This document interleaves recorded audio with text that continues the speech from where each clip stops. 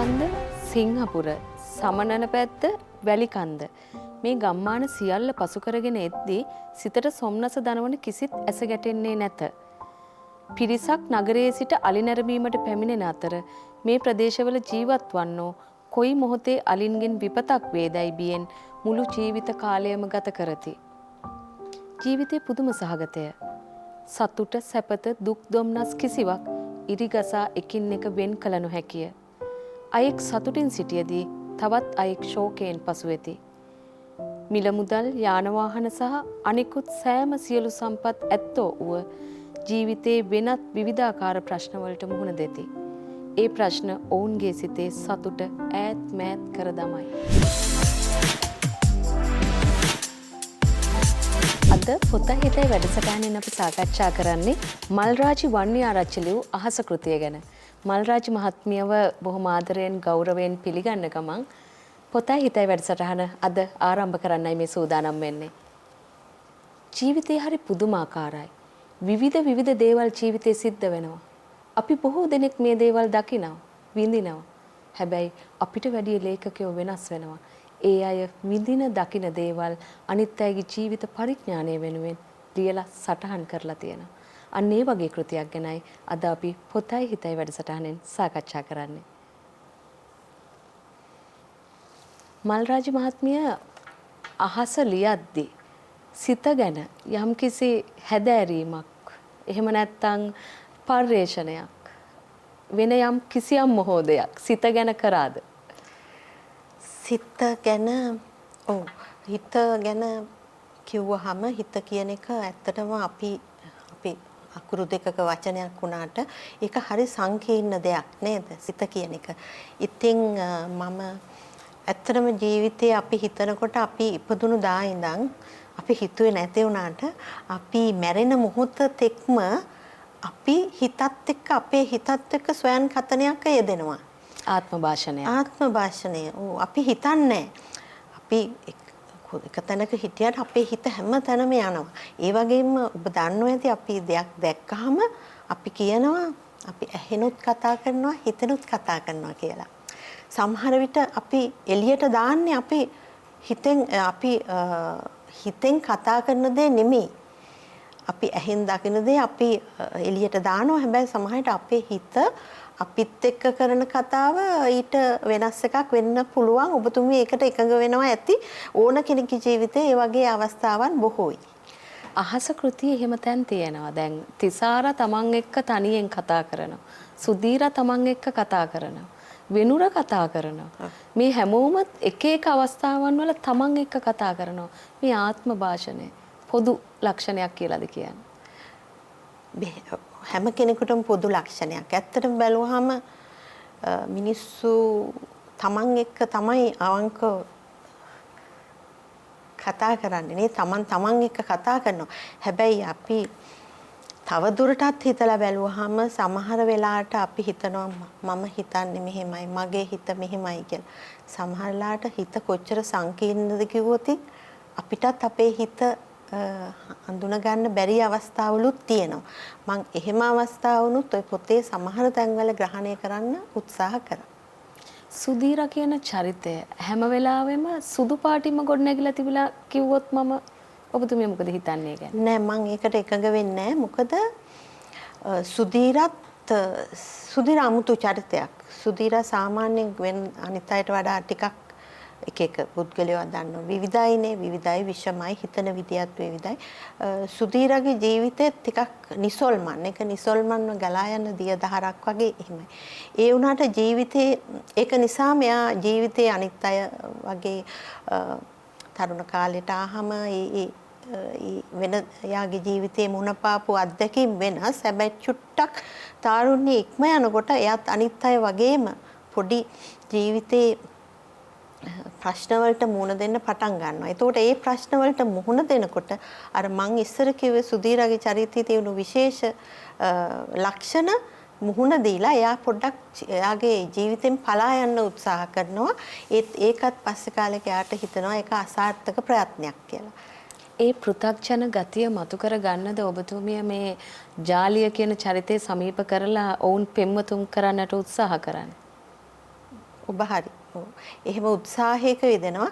නමුත් කෙලින්ම කියන්නේ නැහැ පොතේ. කෙලින්ම කියන්නේ නැහැ. මොකද මං කිව්වා සුධීරා කියන්නේ හරි භාවාත්මක චරිතයක්. එයා එහෙම ඒක ඒ සිදුවීම සිදුවන්නේ ඔබ කියවනම් පොතේ ඒක බොහොම වක්‍රාකාරව සිදුවෙන සිදුවීමක්.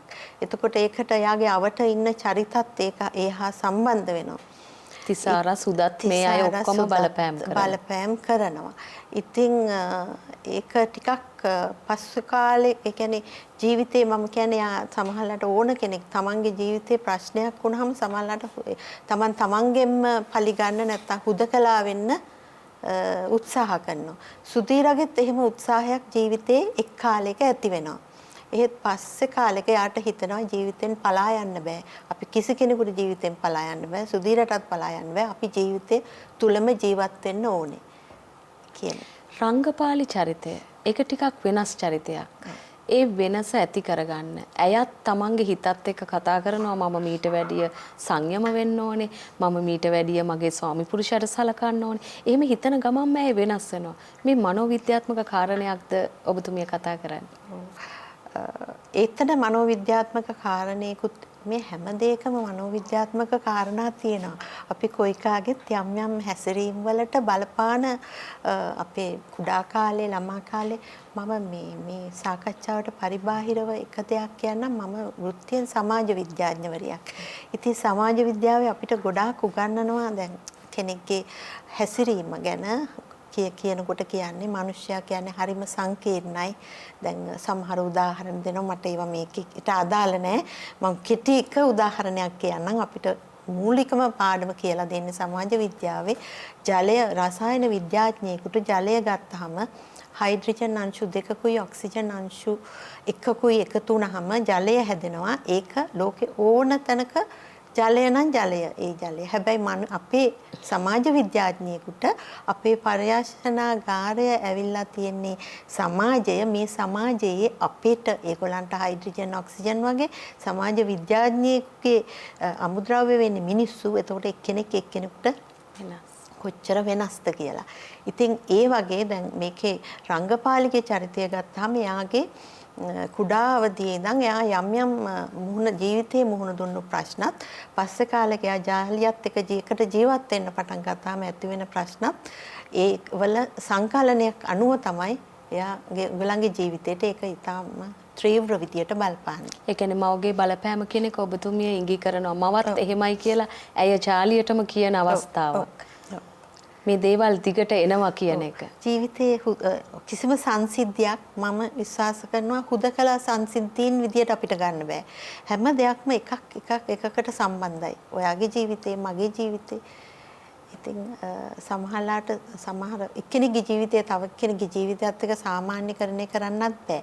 මම ওই පොතේ යන්නේ ඒකත් උත්සාහ කරා කියන්න. ජාලිය හැමතිස්සෙම නිවැරදි සහ තර්කානුකූල පුද්ගලයෙක් කරන්න උත්සාහ කරනවද? නෑ.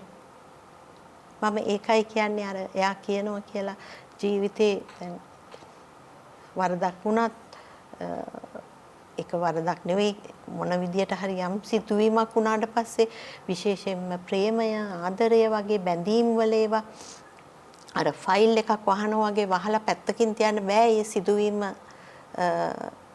සිදු ඉවරයි කියලා.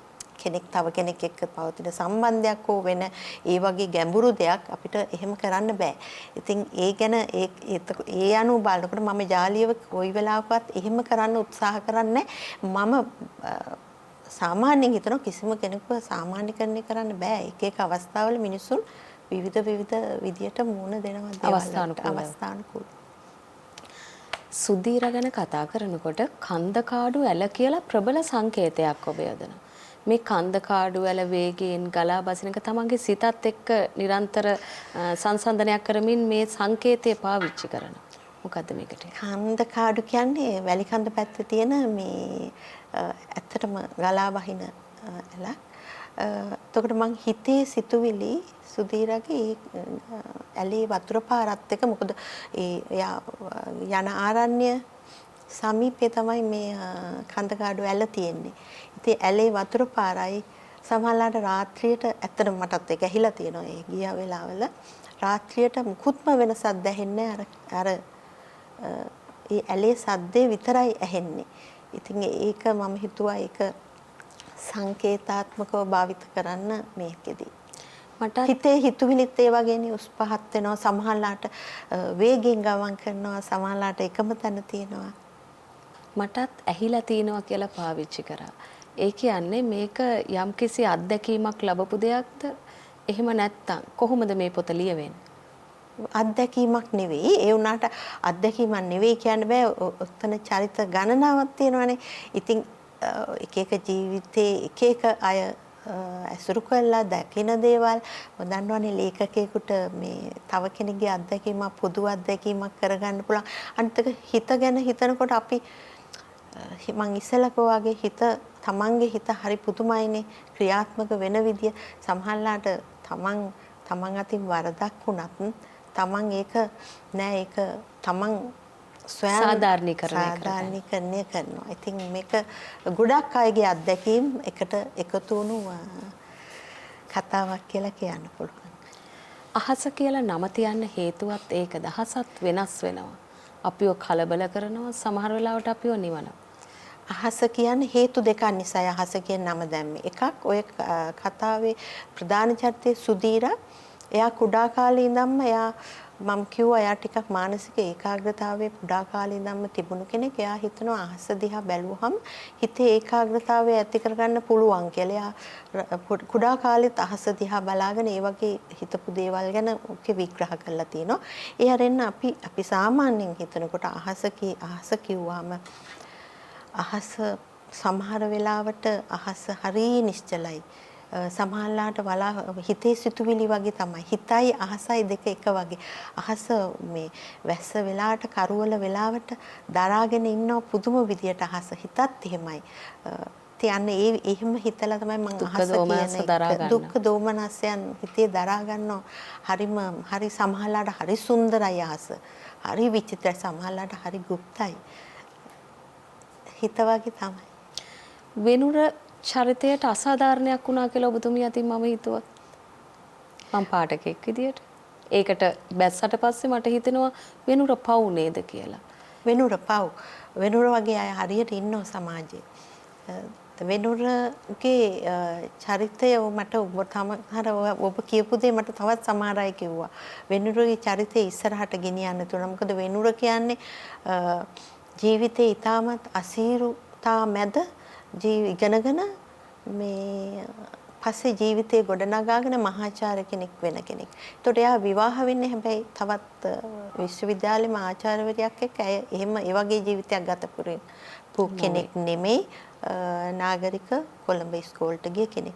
ඒතර මේ දෙන්න අතර ගැටුම් ඇති වෙනවා. හැබැයි අවසානයේදී තිසාරායගේ බිරිඳටත් තේරෙනවා මේ කෙනෙක් ඒකත් හරිම මේ කල්පනා කරලා බැලුවම දැන් ජීවිතේ මුල් කාලේ කෙනෙක් විඳින දුක් ගැහැට පස්සේ ඒක දෙයාකාරයෙන් විය හැකියි. සමහර අය තමන් යම්කිසි ස්ථානයකට ආවට පස්සේ යා කුඩා කාලේ ගත කරපු ජීවිතය ගැන ඒ කියන්නේ ඒ විඳ දුක් ගැහැට කොහොමද ඒ අදිෂ්ඨානයෙන් යුතු ඉස්සරහට ඕ ප්‍රමාණයක් ඉක්මවා කියනවා. සරසවියක් කරගන්න ඕනේ. ඔව් ඒ සමහරලාට ප්‍රමාණය ඉක්මවා කියන සමහරට ටිකක් අතිනුත් දාලා කියන අවස්ථා අපි දැකලා තියෙනවා. සමහර අය එහෙම කියනවා. ඒ කියන්නේ යා ඒක පෙන්නනවා යා මම මේ தත්ත්වයට ආවෙ වෙන මෙහෙමයි කියන එක. හැබැයි තවත් සමහර චරිත තියෙනවා ඔය වෙනුරගේ චරිතය වගේ එයා ඒක අතහරිනවා. සමහරට ඒකත් මානසික තත්ත්වයක්. මොකද එයා ඒ තරමටම දුක් විඳලා තියෙනවා කුඩා කාලේ. ඒ වගේම එයා තෙසාරව දකිනවා. එයාගේ ජීවිතේ දකිනවා. එයාට පෑහෙන්න ඕන වෙනවනේ. පෑහෙන්න ඕන වෙනවා. ඉතින් ඒක නිසා එයා අර පිටිපස්ස දිහා බලන්නේ නැතුව ඉස්සරහා ඒ දිශානතියෙන් බලාගෙන ගමන් කරන්න යනවා. ඒ වුණාට ඒක අසාර්ථක ප්‍රයත්නයක් වෙනවා. කෙනෙකුට කොච්චර කරත් තමන්ගේ කුඩා කාලේ තමන්ගේ හිතේ තියෙන දේවල් ඒවා උලුණු කුඩා දමන්න බෑ. ෆයිල් එකක් ඩිලීට් කරනවා වගේ එහෙම ඩිලීට් කරලා දාන්න බෑනේ. ඉතින් ඒවත් එක්ක තමයි ජීවත් වෙන්නේ. එයාගේ මේ හැසිරීම් වලටත් තිසාරට ඒක අඳුන ගන්න අමාරු වෙනවා. මේ හැසිරීම් වලට ඒවා එයාගේ බලපානවා. එයාගේ මුල කාලේ එයාගේ ජීවිතේ ඇති වුණු හැල හැප්පීම්. ඒකමද වෙනුර ළමයි එපා කියන්නේ. ඔව් ඒ තරමට මෙයාට එයා එක ස්ථානයකදී තිසාරට කියනවා මම විඳ දුක් මම තව කෙනෙකුට දෙන්න කැමති නැහැ කියලා. ඔව්. හැබැයි දුක් විඳින්න වෙන්නේ නැහැ ඒගොල්ලන්ගේ දරුවෙකුට. නෑ දුක කියන එක මේ ඒ කියන්නේ දැන් ඔබ හිතනවා දැන් ඔය කොතේ යන්නේ දැන් සල්ලි තියෙන මිනිස්සු දුක් විඳිනවා. බැඳීම කියන එක කියන්නේ එක ජීවිතය කියන එක හරි විෂමයි කියන එක එයාගේ අත්දැකීම් වලින් අත්දකිනවා. එතනත් එයාට හිතෙනවා මේ සල්ලි තිබුණා නැති හෝ ජීවිතය හරි අමාරු ගත කරන එක අමාරු කාර්යයක් කියලා. මොකද එයාගේ පුල් කාලීනව හා පස්සේ කාලයක වුණත් එයා මානසික වර එයාගේ මුල් කාලේ අපු අත්දැකීම් වලින් පෙළෙනවා. ඉතින් ඒකත් ඇවිල්ලා එක ජීවිතේ එයාට ඒ තරමටම එයාගේ ජීවිතේ කටුක නිසා එයා හිතනවා තවත් එයා නිසා තව කෙනෙක් මේ ලෝකෙට ගෙනාවොත් එයාත් මේ විදියටම දුක් විඳී කියන එක එයාගේ හිතේ එහෙම තියෙනවා. මිනිස්සු විසමයි විෂම විදියට හිතන්නේ වෙනුර හිතන්නේ අන්න ඒ විදියටයි. ඒ වෙනුරම හැබැයි පිටරට කාන්තාවක් සමග සම්බන්ධ වෙලා දරුවෙක් සිටින බවට සාධක හම් වෙනවා තෙසාරට. මම ඔබට ඒ ගැන කිව්වේ නැහැ. සමහර විට එයා මිය ගියාට පස්සේ තමයි තිසාරට ඒ ගැන දැනගන්න ලැබෙන්නේ. සමහර වෙලාවට මම හිතපු විදිහට සමහර කියපු අය එහෙම හිතලා නැහැ.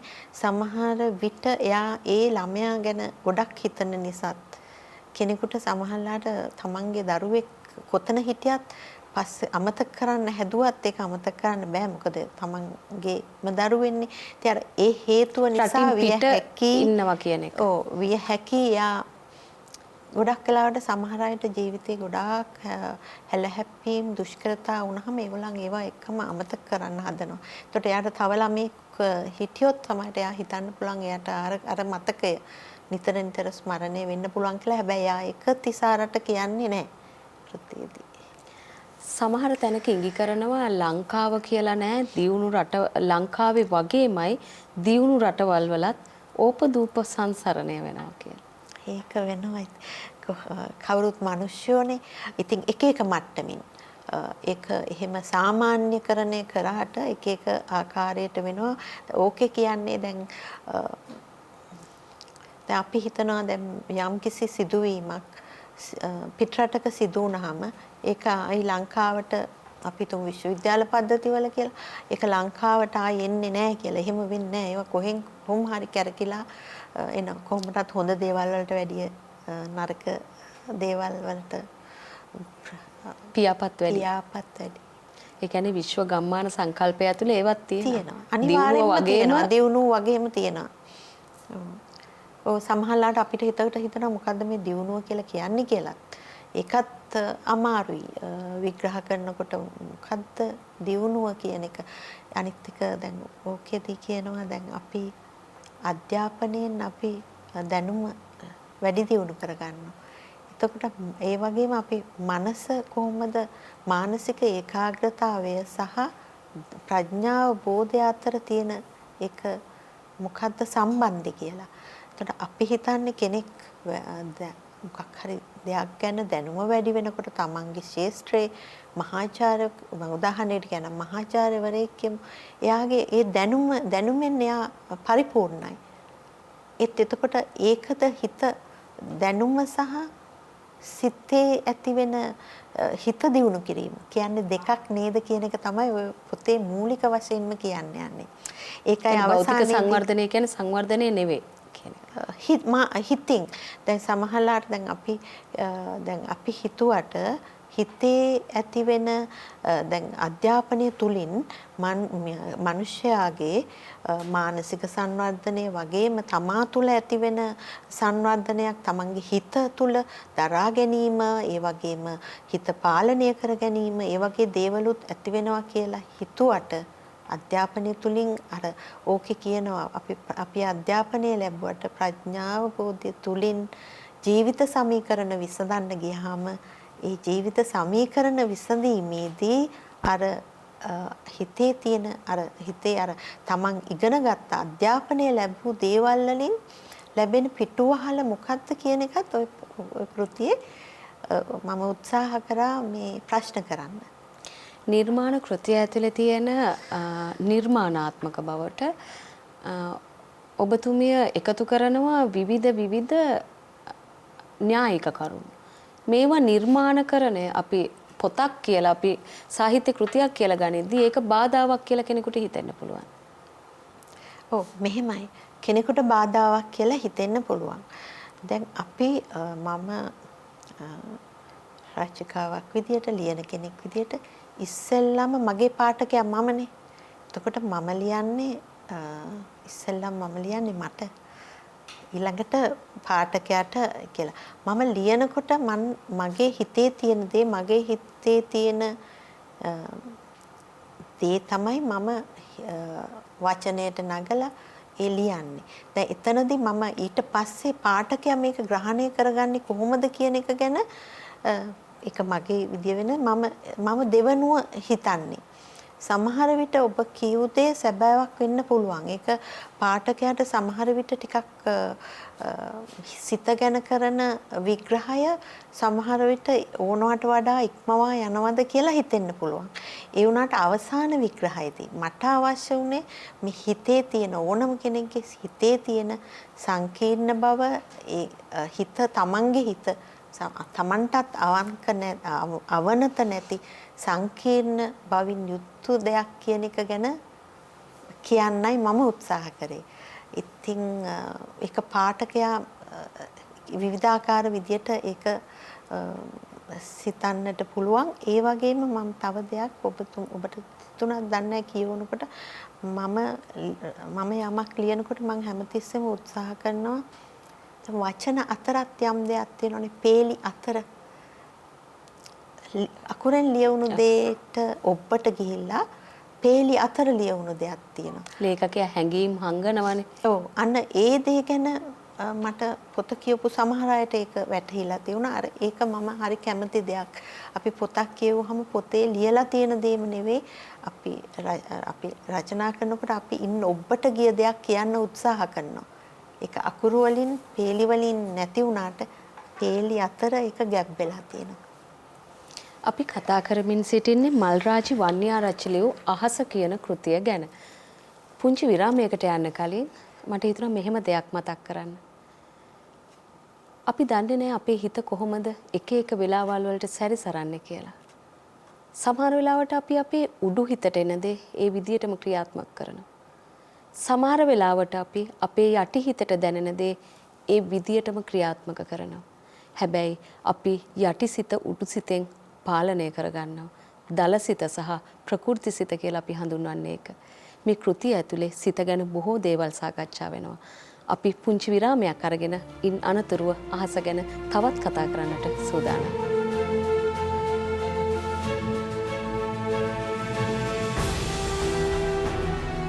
යමකු වී වැපිරුවහොත් ඔහු එහි මහන්සිය අස්වැන්නසේ ලබන්නේය. මෙය ව්‍යවහාර සත්‍යයක් ලෙස ගත හැකි හේතුඵලවාදයකි. රේණුකානේ චන්දවිමල හිමියන් ලියූ පටිච්ච සමුප්පාද විවරණ කෘතියේ ඉතා හොඳින් මේ විග්‍රහ කර තිබේ.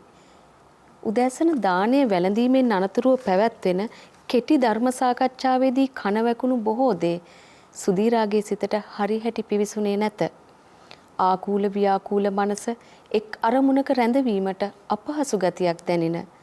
ඇගේ මතකය ඈ වර්තමානයේ නොරඳවා ආපිට ගෙවුණු අතීතයට රැගෙන ගියේය. මිස් මේ දවස්වල ඉන්නේ ටිකක් හිත කලබලෙන් වගේ නේද? මට ඒක හරියට විස්තර කරන්න අමාරුයි. ඒත් වෙනද වගේ නන් නෙවෙයි. ගැපිරුවොත් තමයි අස්වැන්න ලැබෙන්නේ. හිතත් එහෙමයි. අපි හිතට දේවල් දුන්නොත් තමයි අපි ඒකෙන් නැවත දෙයක් ලබා ගන්න. ඔබතුමිය පොත පුරා මේ කියන්නට උත්සාහ කරනවා. හිත කියන එක දැන් තමන්ගේ හිතනේ. ඒක දැන් බොහෝ දේවල් තියෙනවා තමන්ට අයිති නැති දේවල්. ඒ තමන්ගේ හිත තමන්ට අයිති. එතකොට තමන් යම් දෙයක් ගැන දැන් හැමතිස්සෙම අපි දෙයක් කරනකොට අපි හිතනවනේ. අපි යමක් කියනකොට උනත් ඕන එකකදී අපි හිතින් හිතනවා. ඒත් සමහර වෙලාවට අපි හිතින් හිතන දේවල් අපිට කරන්න අපහසුතාව ඇති වෙනවා. එතකොට ධර්මයේදී කියන්නේ හිතේ ඒකාග්‍රතාවය ඇති කරගන්න කියලා. එතකොට චිත්ත ඒකාග්‍රතාවය ඇති කරගන්නවා කියන එක මම ඒකත් අපි කීමට කිව්වට ඒක ලේසි දෙයක් නෙවෙයි. සමහරලාට අපි ඔය උතන සුධීරාගේ චරිතය සුධීරා යම් ජීවිතයේ හිතපු නැති දේවල් වලට මුහුණ දෙන්න වුණාම මොකද එයා ගාක් අධ්‍යාත්මිකව අනිත් අයට වැඩි ටිකක් ඉහළින් හිටපු කෙනෙක් ඒ වුණාට එයාත් ජීවිතයේ යම් අවස්ථාවලදී පරදිනවා. එතකොට එයා ඔය ආරණ්‍යයට යන්න එයාගේ හිතනවා හුදකලා වෙන්න. ඒක තමන් සමහරලාට එයාගේ යාළුවා ඒක දකින්නේ ඒ තමන්ගේ පලි ගන්න කියලා. සමහරලාට මිනිස්සු එහෙම කරන්න අවස්ථා තියෙනවා. තමන්ගෙන්ම පලි ගන්න හුදකලා වෙනවා.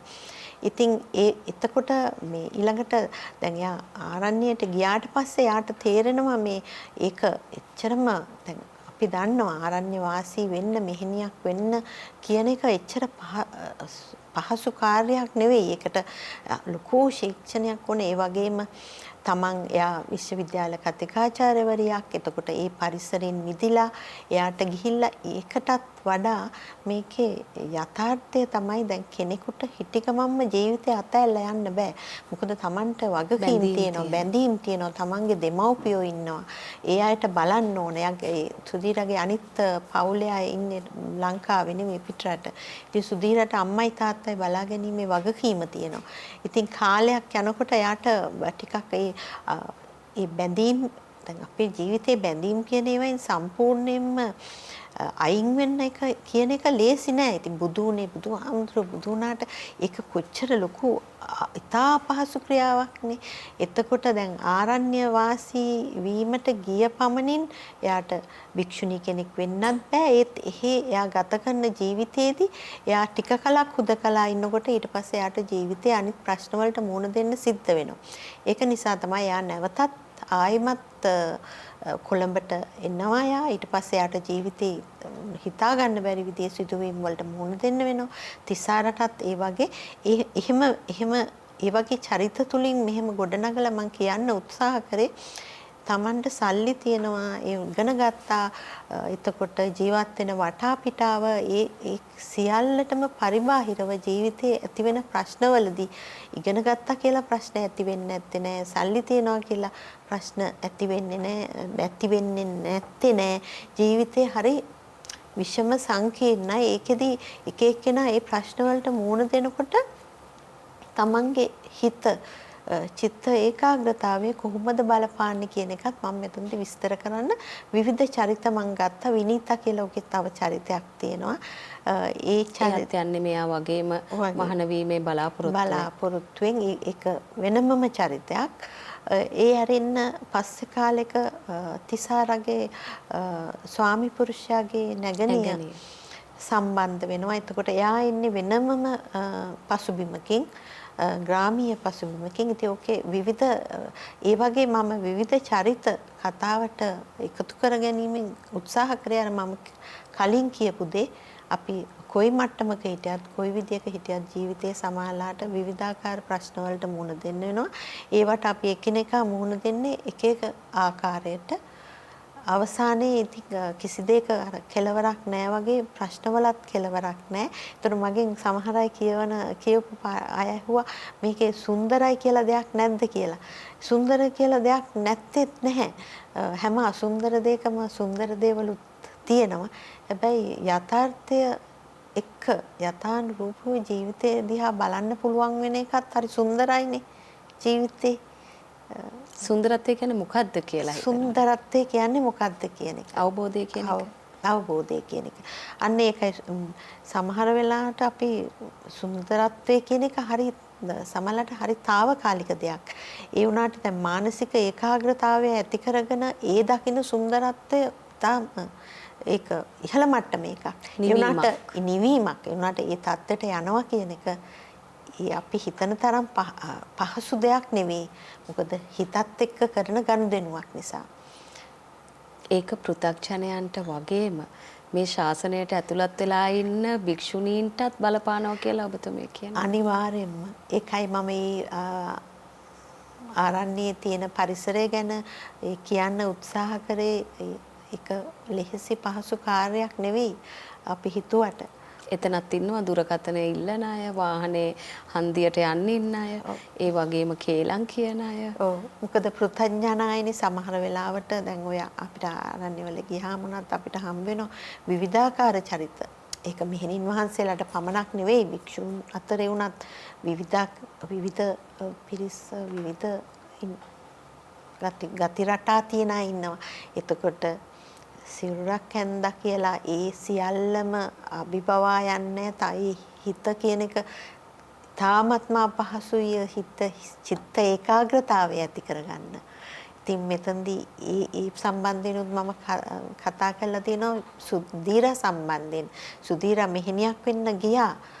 යා ඒත් ඒක හිතුවපු තරම් ලේසි පහසු කටයුත්තක් නෙවෙයි. හැබැයි ඒක ලේසි විදියට සිවුර දාගත්ත අයත් එතන ඉන්නවා. ඉන්නවා. එහෙම අය ඉන්නවා. ඒත් ඒක නාමිකව සහ ඇත්ත වශයෙන්ම සමහරලාට සමහර අය තමන්ගේ අසරණ භාවය ඒ වගේ දේවල් නිසාත් ඒවා ඇත්තට වර්තමානයේ සමාජයේ පවතින සමාජ ප්‍රශ්න. ඒ සමාජ ප්‍රශ්න තුලනොත් මම විග්‍රහ කරන්න උත්සාහ කරේ මේ සමාජයේ තියෙන විෂම භාවය. එකකට එකක් වෙනස්. ඒ මිනිස්සු ගත්තාම එක්කෙනෙකුට එක්කෙනෙක් වෙනස්. ඔවුන්ගේ හැසිරීම වෙනස්. ඒ අනුව සිතන පතන ආකාරයත් කොහොමද වෙනස් මේ චරිත වල. ඒ කියන්නේ එක චරිතයක් එකම විදියට ගලාගෙන යන්නේ නැහැ ওই පොතේ. මේ චරිත විවිධාකාර ජීවිතේ විවිධ අවස්ථාවලට මුහුණ දෙනවා. ඒ අවස්ථාවලට වුන් එකිනෙකා මුහුණ දෙන්නේ විවිධ ආකාරයට යන්නේ.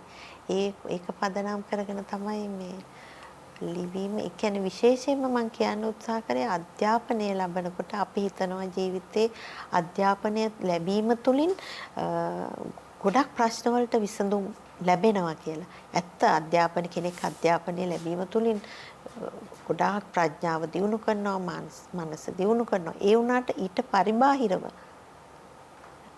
දිවෙන තව ජීවිතේ ප්‍රශ්න තියෙනවා. ඉතින් ඒ ප්‍රශ්න වලට මම ඔගේ ජීවිත සමීකරණ කියලා තියෙනවා.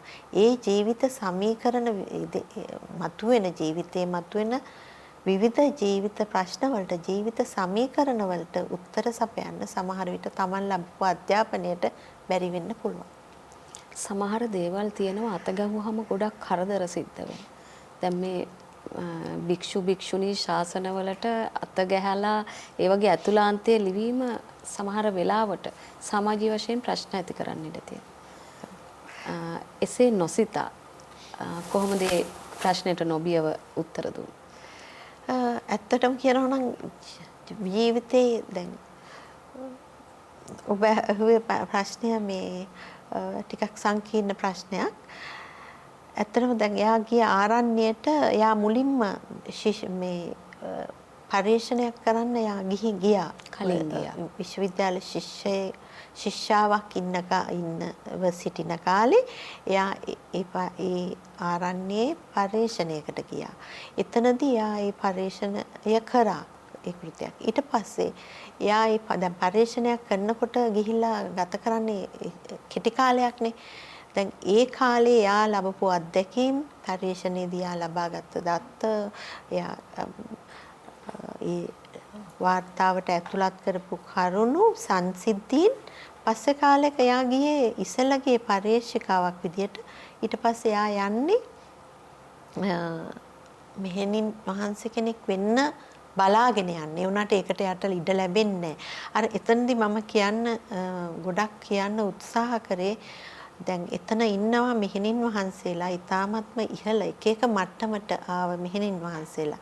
ඒ වගේම දැන් ආරණ්‍යයට එයා ගියයි කියලා ඒ මෙහෙණින් වහන්සේලා ජේෂ්ඨාය එයාට එකපාරට මෙහෙණින් වහන්සේ කෙනෙක් වික්කුණී කෙනෙක් වෙන්න එයාට අවස්ථාව ලබා දෙන්නේ නැහැ. ඒගොල්ලන් කියනවා ජීවිතයේ සමහරලාට අපි මොකක් හරි කරදරයකට මුහුණ දුන්නාම අපි ජීවිතේ කලකිරෙනවා. ඊට පස්සේ ඒ කලකිරලා අපි හිතනවා ජීවිතෙන් පලා යන්න කියලා. ඒ වුණාට ඒ කලකිරුණු මිනිස්සුන්ගේ චිත්ත ස්වභාවය තමයි දුක කියන එක මිනිස්සු හිතේ හැමතිස්සෙම රඳවගෙන සදාකාලිකව තියන්නේ නැහැ. කාලයත් එක්ක ඒක తాවකාලිකව ඒක පහ වෙනවා. ඉතින් Tamanට යම් කලකිරීමක් ඇති වුණා කියලා ජීවිතේ එයා භික්ඛුණී කෙනෙක් වෙන්න ශාසනයට ඇතුළත් වෙන්න ගියත් ඒ ජේෂ්ඨ භික්ඛුණීන් වහන්සේලා එහෙම දෙන්නේ නැත්තේ ඒක අවබෝධ කරගන්න නම් ටිකක් කල් ඒගොල්ලන් කියනවා මෙතන ඉන්න මේ විදියට මේ ආරණ්‍යයට වෙලා ටිකක් අධ්‍යයනය කරන්න. ඇත්තටම ඒකනේ සිද්ධ වුණේ. මම ඒකෙන් කියන්න උත්සාහ කරේ අපේ ආරණ්‍ය වාසී වීම ලේසි පහසු කටයුත්තක් නෙවෙයි. ඒ වැඩිහිටි භික්ඛුණී වහන්සේලා ඒක දැනගෙන දන්නවා ඒගොල්ලන්.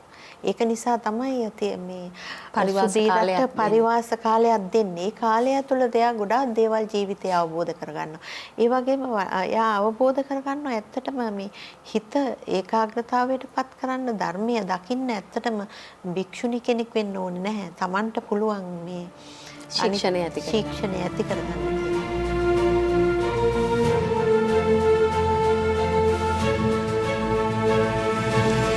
කතා කරොත් දැන් නවකතාවකට ඉන්නේ පොදු පාඨකයනේ.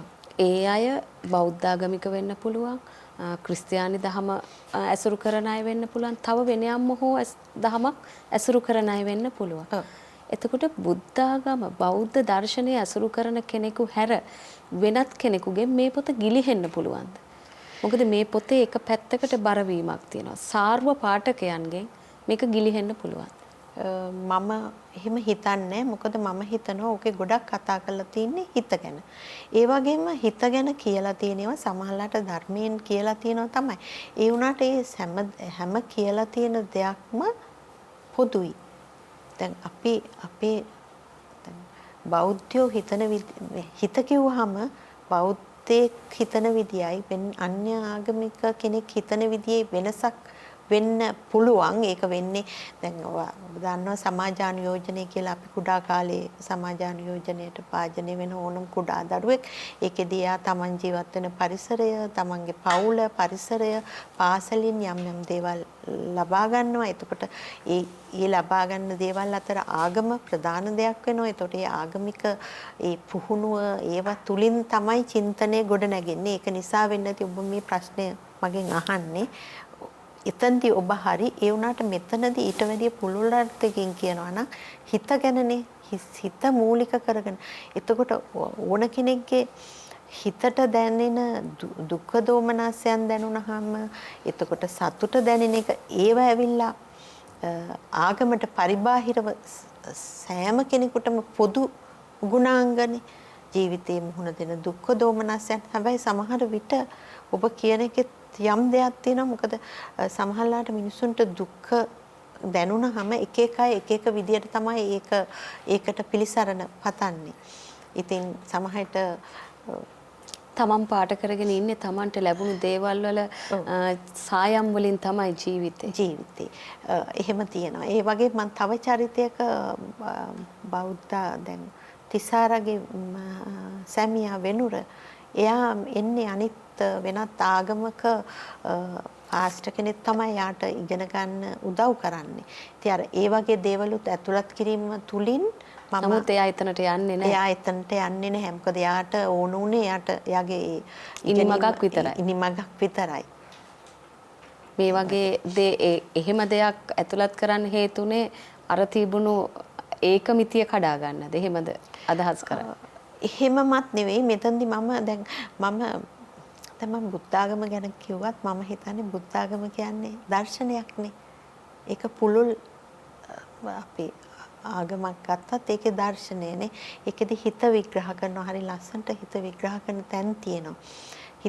හිත හරි සංකීර්ණයි. Tamange හිත කොහොමද එක විදියට ඒ ගලා යනකොට ඒ එන විඥාණය ඒ වගේ දේවල් ගැන. එතකොට මම හිතනවා අන්‍ය ආගමක අයකට උනත් දැන් ඔය පොත කියවනකොට දැන් ගොඩක් අය කියනවා තමන් ගැන හිතනවනේ. දැන් පොතක් කියවනකොට ගොඩක් වෙලාවට නිර්මාණයකදී ගොඩක් අය නිර්මාණයේදී තවත් කෙනෙක්ගේ අත්දැකීම තමන්ගේ අත්දැකීමක් කරගන්නවානේ. පොදු අත්දැකීමක් කරගන්නවා. දැන් මමත් කළා තියෙන්නේ තව අයගේ අත්දැකීම් පොදු අත්දැකීමක් කරගැනීම. එතකොට මෙතනදී හිත ගැන කරන විග්‍රහවලදී ඔයාට හිතෙන්නේ නැද්ද තව කෙනෙක් කියවනකොට එයාට ඒක සාමාන්‍යකරණය කරන්න පුළුවන් විදියට හැමතිස්සෙම ලියන්න මම උත්සාහ කරා.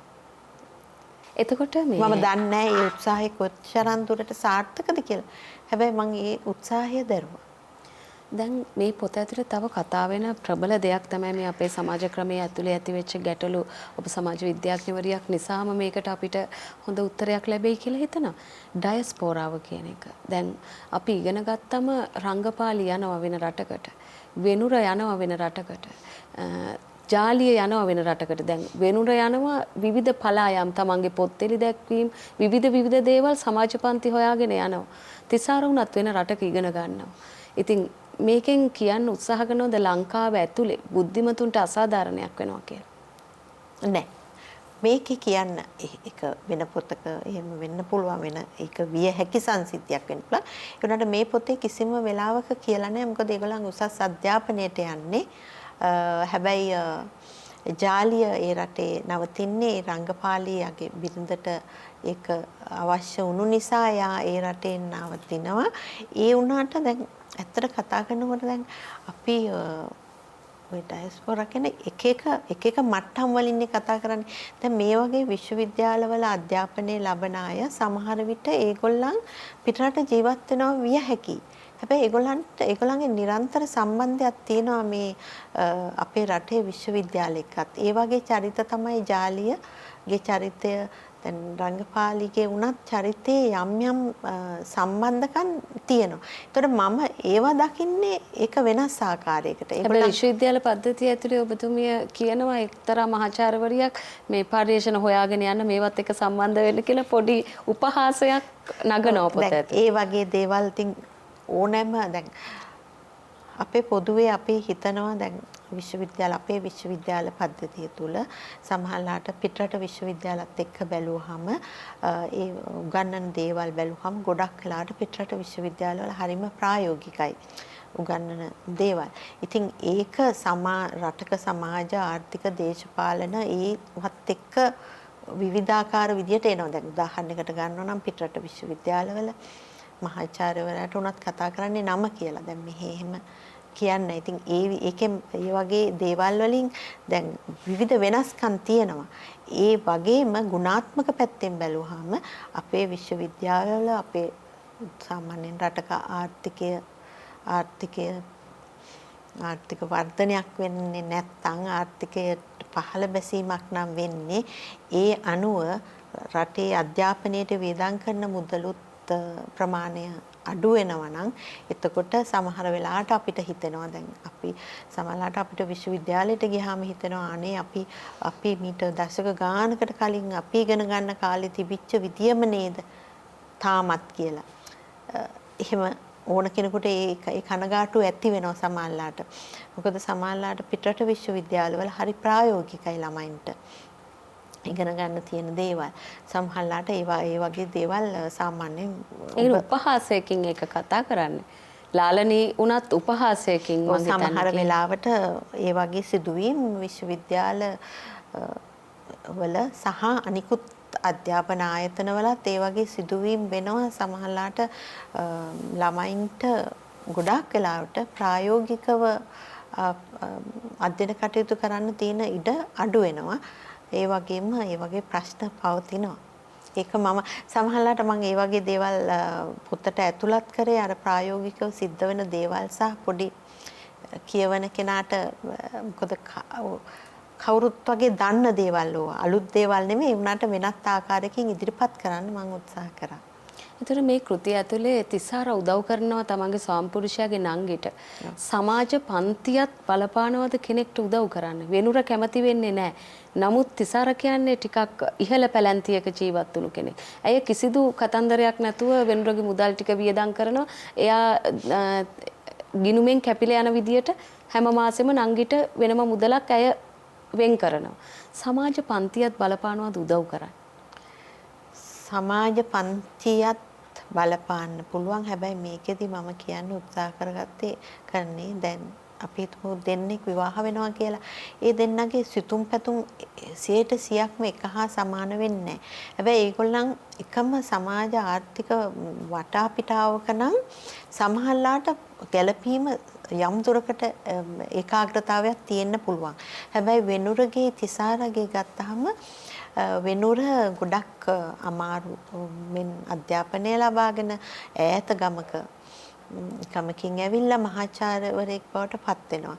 ඊළඟට තිසාරා එහෙම නෙවෙයි. තිසාරාට ජීවිතේ මුල් කාලේ එච්චරම ලොකු අත්දැකීම් නැහැ. මොකද එයා සාමාන්‍ය පවුලක මේ කියන්නේ යමක් අධ්‍යාපනයක් තියෙන දෙමව්පියන්ගෙන් ඉගෙනගෙන විශ්වවිද්‍යාල කතිකාචාර්යවරියක් වෙනවා. කොළඹ ඉස්කෝලේකට ගිහිල්ලා. ඉතින් ඒ දෙන්නගේ ඒ හැසිරීම් වල වෙනසට ඒගොල්ලන්ගේ ඒ සමාජ පන්තිය බලපානවා.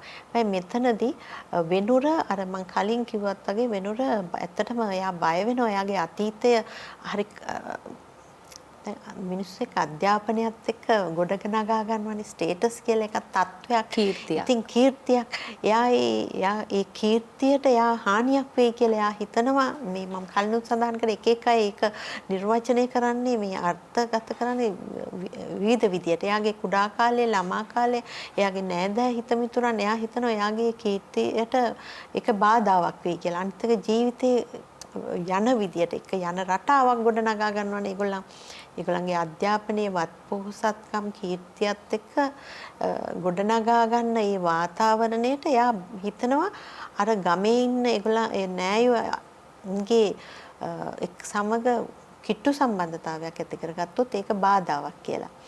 ඒක එයාගේ මානසික ප්‍රශ්නයක් විදියට ඒකත් විග්‍රහ කරනවා.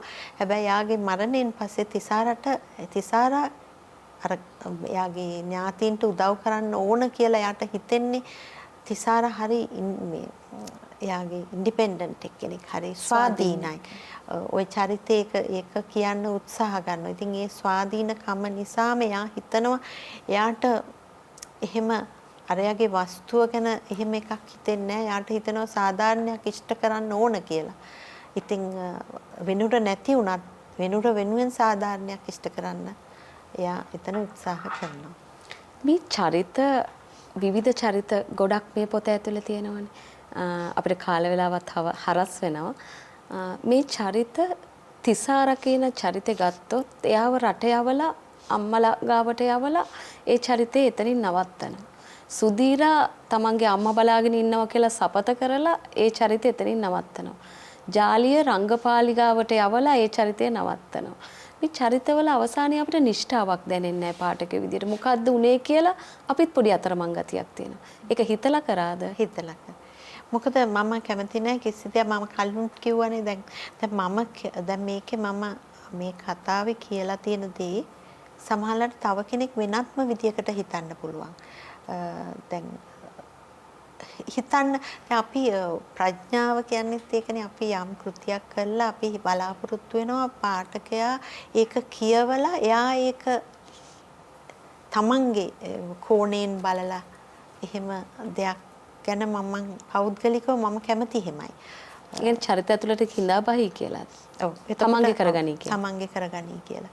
මොකද සමහරලාට මම හිතන චරිත සමහරලාට තවත් කෙනෙක් අවබෝධ කරගෙන තියෙන වෙනස් විදියකට. එතකොට දැන් සමහර අය ඔයා කියපු ওই ප්‍රශ්නයම සමහර අය මගෙන් නගිනවා. ඇයි මේක මෙහෙම කරේ? මීට වැඩි රැඩිකල් කරන්න තියුණා කියලා. ඒ වුණාට නෑ. මම හිතන විදිය මම පාඨකයට දෙනවා. මේක සිතා ගැනීම පාඨකයා සතු. අපි අද පොතයි හිතයි වැඩසටහනින් සාකච්ඡා කරේ මල්රාජි වන්නේ ආරච්චි ලියූ අහස කෘතිය ගැන. අපිට බොහෝ සාරවත් කතා බහක් නිම කරන්නට අවස්ථාව ලැබුණා සිත පිළිබඳවත් විවිධ සංකීර්ණ සමාජ සම්බන්ධතා පිළිබඳවත්. අපි ඔබතුමියට සමුදෙන ගමන් සමහර වෙලාවට ජීවිතයේ තියෙන සමහර දේවල් අපිට හිතාගන්න බෑ කියලා මට කියන්න හිතුණා. බැඳීම් කියන්නේ ඒ වගේ දේවල්. සමහර බැඳීම් ඇති කරගන්නේ අපි මහා ලෝභකමින්. සමහර බැඳීම් ඇති වෙලා ඒ ලෝභකම ඇතිවීමට බලපාන ලෝභකම නැති කරගන්නේ අපි හරිම ඉක්මනින්. බොහෝම ආදරෙන් වැළඳ ගන්න බොහෝ දේවල් ටික කාලෙකින් අපි අත්හරිනවා. ජීවිතේ හැටියෙම.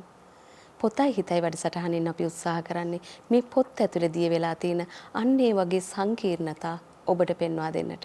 කියවන්නට ආරාධනා කරනවා මල්රාජි වන්නේ ආරච්චි ලියූ අහස කෘතිය.